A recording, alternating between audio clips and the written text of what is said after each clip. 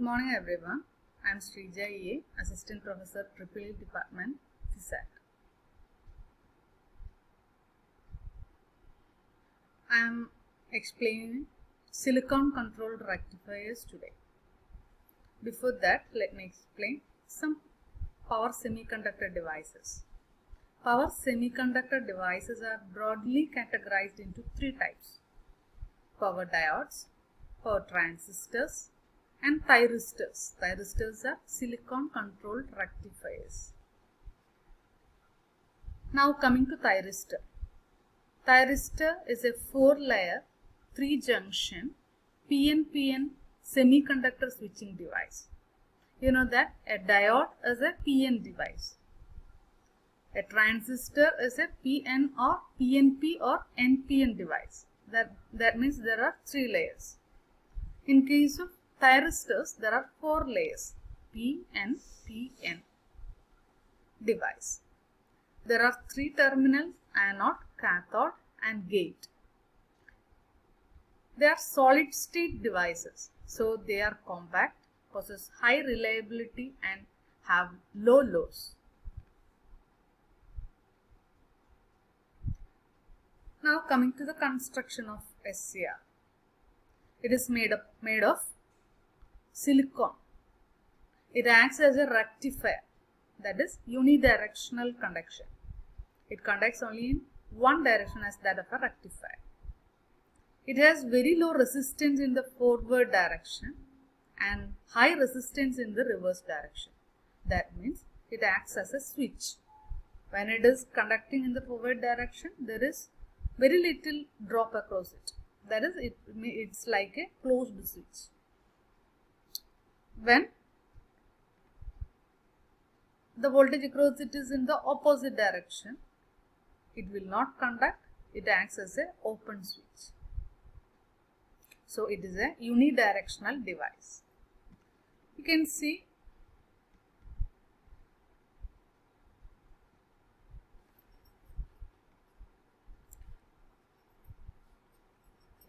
that this is a silicon wafer. This is a silicon wafer on which p-type doping is done here, n-type here, again p-type, again n-type. Between the first p and n, there is a junction J1. Between this n and p, there is a junction J2. And this p and n, there is a junction J3. So 3 junctions, J1, J2 and J3. And you can see that when a voltage is applied across this device, suppose let this be more positive with respect to the cathode. Anode is more positive with respect to the cathode. Then this will be having a high potential with respect to this. When P is at a high potential with respect to N, this junction is forward biased. And this will be high with respect to this. So N is high and P is at low. That means this junction is reverse biased. And this will be high, this will be low. So P is at high and N is at low. Then this is forward biased. Got the idea? When we are applying a positive voltage, junction J1 will be forward biased, junction J2 will be reverse biased, and junction J3 will be again forward biased. 2 of the junctions, J1 and J3, forward biased, and the mid one, J2, is reverse biased. That is what is happening when we are applying a positive voltage. When we are applying a negative voltage, that means here it is negative and here it is positive. Then what is happening? This will be lower potential with respect to this. Then that means P at a lower potential and N is at higher potential, means this is reverse biased. J1 reverse biased. And here this is at low because we are giving negative here. This will be low, this will be high. So N is low, P is high. That means this junction is forward biased. And here the next one, P is at high, P is at low and N is at high.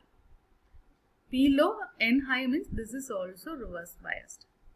So when the device is reverse biased, J1 and J3 are reverse biased while J2 is forward biased. So in order to make the device conducting, when we are applying a positive voltage, this is high with respect to this, then in order to make this conducting, the first junction is forward biased, it will conduct. The third junction, that is also forward biased, that will conduct. But this mid one, J2, that is reverse biased. So in order to make it conducting, we have to give some extra carriers at this junction so that will be made forward bias, or that will be made conducting. The thickness of the layer, the barrier should be low so that we are giving gate pulse. So even if we are giving a positive voltage here and negative voltage here, the device will not conduct because of the presence of the reverse bias junction here. So in order to make that junction conducting, we are giving extra carriers through this gate pulse so that this junction will be broken and the conduction will happen. That is why we say that without gate pulse, even if we are giving a positive voltage here and negative voltage here, it will not conduct. So what we are doing is, we will give positive voltage here with respect to this, and also we have to give gate pulse so that it will be made conducting. So in the reverse direction, that is the anode negative and the cathode positive, then two junctions will be reverse biased and the other one will be forward biased. Okay. Now coming to the static characteristics of SCR. Static characteristics means we are giving a DC voltage across the SCR. We are giving a load also in series with the SCR so that it will restrict the current. Else when it is conducting, there will be high current. So in order to restrict the current through the SCR, we are giving a load in series with the SCR, and that will be supplied with a voltage. E is the source voltage, that is the DC voltage, and this E that will come across here, a part of that is given to the output, and that comes across the load plus SCR. Now what we are doing is, we will increase this voltage and we'll see what happens to the voltage across the SCR and current through the SCR. Let IA be the current through the SCR, VA be the voltage across the SCR. First we will do without a gate pulse or gate current. Then we will do the same. We will increase from a lower value to a higher value of voltage by giving a voltage Ig1. Then we will plot the voltage versus current through the SCR. Then we will give a current Ig2. Then also we will plot a graph between voltage and current through the SCR. Now Ig3, and like that. Let us see what happens when the gate pulse is given. Gate current is given. Anode and cathode are connected to the main source. This is the main source. E is the main source. That is given to the anode and cathode. This is the anode and this is the cathode. That is given with the supplied with the main source. And this is the gate source. This is the gate source. And gate source is given to the gate through a resistor and a switch.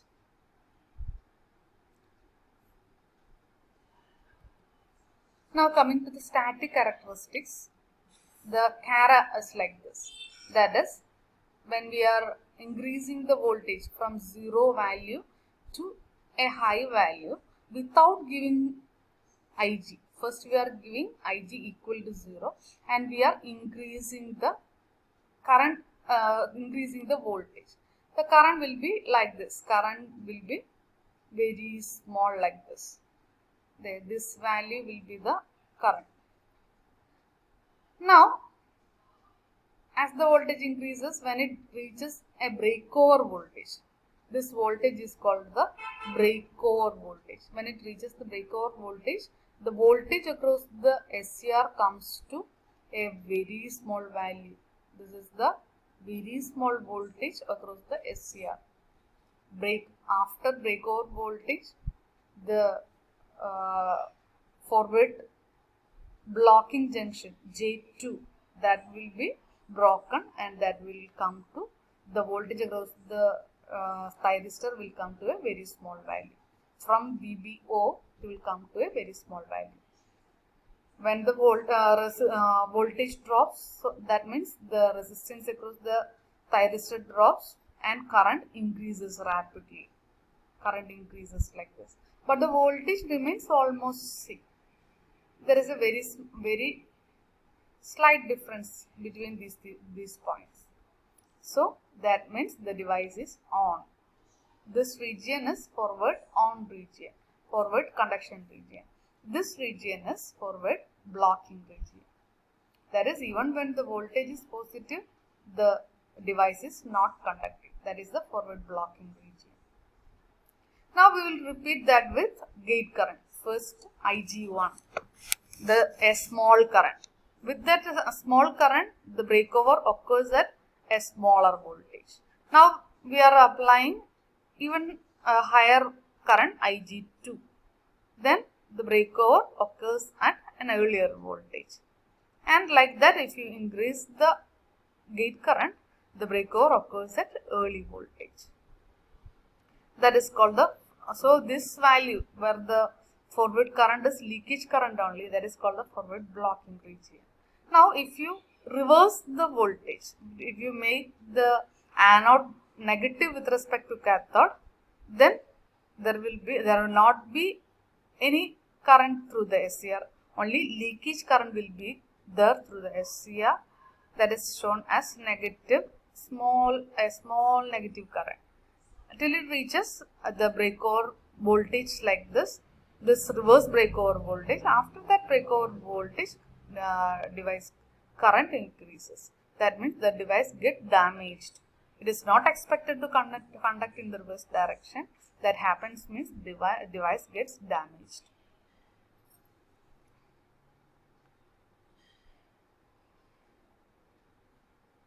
So there are three modes. One is reverse blocking mode, other one is forward blocking mode, then the third one is forward conduction mode. In reverse, first we will explain reverse blocking mode.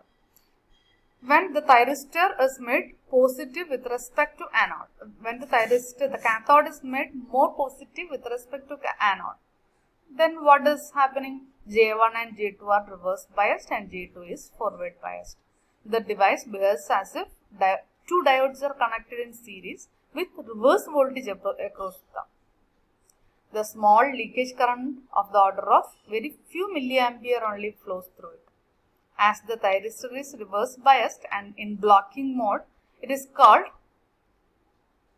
reverse blocking mode of the operation.